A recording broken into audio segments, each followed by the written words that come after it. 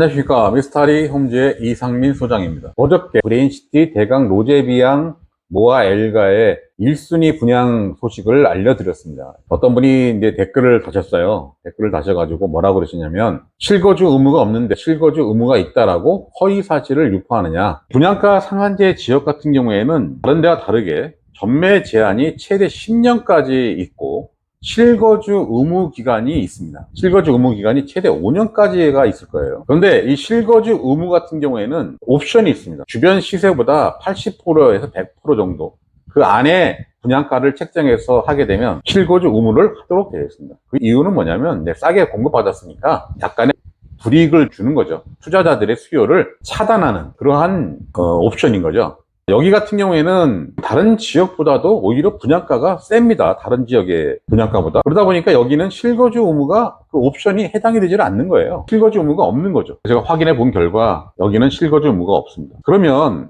투자자들의 최대 걸림돌이 이 실거주 의무인데, 실거주 의무 때문에 투자하기가 쉽지가 않거든요. 살아야 되니까, 실거주를 무조건 해야 되니까. 그런데 지금 이 대강 로제비앙이 분양가가 높다라고 말씀을 드렸잖아요. 어떤 개발 호재 때문에 분양가를 높게 산정을 하지 않았나라고 저번 영상에도 말씀을 드렸는데, 또 하나 그 이유를 생각해 보니까 투자자들의 최대 걸림돌인 이 실거주 의무를 피해 가려면, 그래, 주변 시세보다 내가 높게 분양을 하면 실거주 의무를 피해갈 수 있고, 실거주 의무가 없다고 하면 투자자들의 수요를 불러올 수가 있겠다. 투자자들이 여기에 투자를 하겠다. 근데 나름대로 호재가 있으니까요. 하겠다라고 생각을 해서 분양가를 책정한 것 같은 느낌이 듭니다. 제 예상이 뭐 틀릴 수는 있겠지만, 아무리 봐도 무조건 컴팩트 시티가 발표가 났다 그래서 분양가를 3천만 원, 4천만 원 올렸다. 그러기에는 조금 무리가 있는 거거든요. 실거주 의무라는 게 원래 분양가 상한제 지역에는 있어야 되는데, 기본 옵션인데, 그거를 없앴다. 전매 제한은 지금 이제 완화를 했잖아요. 완화를 했는데, 실거주 의무 같은 경우는 법 개정 사항이기 때문에 지금 야당이 계속 반대를 하고 있고 동의를 해주질 않습니다. 상임위원회를 통과를 못하고 있어요. 계속 여당은 요구를 하고 있는데 야당은 계속 반대를 하고 있습니다. 그러다 보니까 법 개정이 되질 않아요. 내년에 여당이 다수석이 되게 된다면 실거주 의무도 당연히 없어지겠죠. 없어지겠지만 지금 현 상태로서는 실거주 의무가 남아있는 거거든요. 그 실거주 의무를 피해가기 위해서 대강 로제비앙이 고분양 정책으로 갔다라는 생각이 듭니다.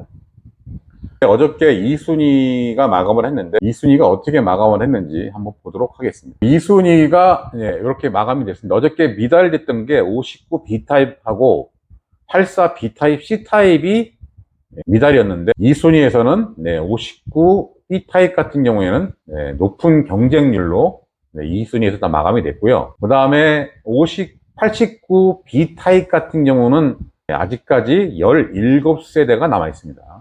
이 정도야 나중에 충분히 소화를 할 거라 생각이 되고요. 그다음에 84 C타입 같은 경우도 다 계약이 끝났습니다. 청약이 끝났어요. 중요한 거는 이러한 것이 정당 계약으로 100% 가느냐. 근데 이게 지금 가장 큰 관건이거든요. A, B 타입 같은 경우에는 이 정도 경쟁률이면 정당 계약까지는 무리하게 갈 것 같고, 84A 타입 같은 경우도 완판은 됐습니다.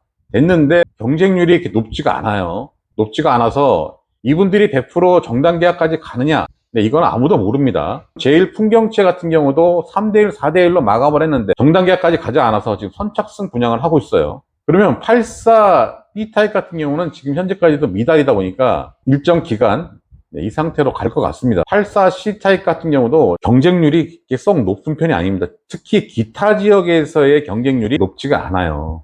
84 B타입도 2순위의 기타 지역이 별로 없죠? 기타 지역에서 소화를 못했습니다. 이 청약 접수 및 경쟁률을 계산하는 방법들이 나와 있는데, 제일 우선적으로 해당 지역에서 우선권을 주고, 거기에서 경쟁이 돼서 경쟁이 밀린 사람은 다시 기타 경기 지역에서 다 경쟁을 하게 되고요. 기타 경기 지역에서 밀린 사람이 기타 지역에서 경쟁을 하게 되는 거거든요. 그런데 지금 2순위에서 기타 지역에서 지금 17개가 미달인 84 B타입은 투자자들이 지금 없다는 얘기예요. 투자자들이 여기를 지금 청약을 안 했다는 얘기입니다. 이제 브레인시티가 청약 통장을 쓸 만한 가치가 있는 곳이냐라고 말씀들을 하십니다.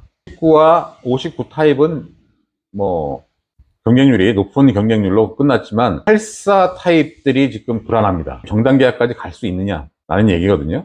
분양가 상한제의 실거주 의무를 피하기 위해서 분양가를 높게 책정을 해서 투자자의 수요를 유혹을 했는데 별로 결과는 썩 좋지가 못합니다. 투자자들의 수요를 불러들인 것 같지는 않습니다. 이 경쟁률을 보게 되면 B타입과 C타입이 이렇게 경쟁률이 별로 안 좋냐, 저번 영상에도 말씀을 드렸지만 이 계약을 하는 분들의 대부분이 누가 계약을 하냐면 여자분들이 결정을 하잖아요. 아내들이 결정을 합니다. 아내들이 결정을 하다 보니까 주방이 넓은 게 좋은 거예요. 일자로 되어 있는, 이렇게 넓잖아요. 이게 84A 타입인데 높다 보니까 뭐 다용도실도 바로 옆에 있고 동선이라든가 이런 것들이 편한 거죠, 주부 입장에서는. 근데 B타입과 C타입 같은 경우에는 보면 주방이 되게 작죠. 그리고 다용도실이 없어요. 다용도실을 가려면 나와서 뒤로 들어가야 돼요. 동선이 불편하죠. 동선이 불편합니다. C타입도 마찬가지고 이게 좁다는 거죠, 주방이. 이런 거실들의 개방감이라든가 이게 지금 B타입의 거실인데 3면이 유리예요. 지금까지 타워형이 이렇게 3면이 유리로 나온 평면은 없었어요. 없는데 이런 거에도 불구하고 지금 아내분들의 인기를 못 끌었던 이유는 바로 이 주방입니다. 주방 사이즈. 주방 사이즈가 아무래도 84A 타입이 훨씬 더 동선이라든가 주방의 크기라든가 이게 좋다 보니까, 그리고 가격이 또 이 B타입과 C타입이 더 비싸요, A타입보다. 그래서 별로 이렇게 인기를 끌지 못하지 않았나. 이번에 이런 경쟁률을 보면서 아직까지는 투자의 수요가 그렇게 확 달라붙지는 않았다. 컴팩트 발표도 하고 했는데 아직까지 관망세가 있지 않나 라는 생각이 들고요. 분양가를 너무 높게 책정을 해서 이 분양이 되더라도 커다란 경쟁률은 보이지 않겠다라고 말씀을 드렸습니다, 제가. 그런데 어떤 분이 그 실거주 의무 그거를 지적을 하시면서 허위사실을 유포하지 마라. 허위사실을 유포하지는 않습니다. 제가 뭐 허위사실 유포해가지고 뭐 득되는 게 있습니까? 확인을 해본 결과 이런 옵션이 있다 보니까, 이런 옵션일 때만 실거주 의무가 있다. 법에는 뭐라고 나와 있냐면 전매 제한과 실거주 의무가 있다라고 돼 있어요. 거기에 이제 주변 시세보다 100% 이내인 경우에는 실거주 의무를 한다. 그 외에는 실거주 의무를 하지 않는다라는 거죠. 대강 노재비양이 분양가를 좀 높이면서 그걸 피해 간 것 같습니다. 피해 갔는데 결과적으로 그게 커다란 효과는 보지 못한 것 같습니다. 특히나 84A, 84 타입 같은 경우에는 제가 정당 계약까지 진짜 가봐야 결과를 알 수 있을 것 같습니다. 지금 제일 풍경채가 선착순 분양하는 것처럼 대강 노재비양도 그런 결과가 나오지 않을까라는 생각이 들기도 합니다. 그래서 오늘은 브레인시티에 분양한 대강 노재비양의 2순위 청약 마감까지 어떠한 결과가 나왔는지에 대해서 오늘 말씀을 드렸습니다. 오늘 영상 여기서 마치도록 하겠습니다. 감사합니다.